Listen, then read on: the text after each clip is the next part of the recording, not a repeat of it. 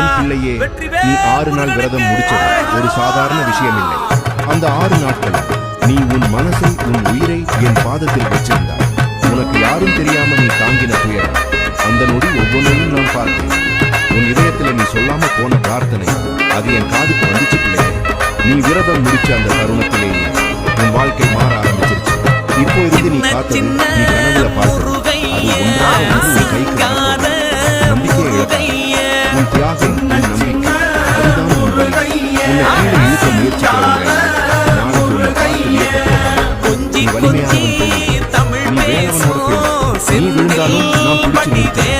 நீ அழுதாலும் அந்த கண்ணீரை ஒவ்வொன்றையும் நான் ஆசீர்வாதமா மாற்றுவேன்.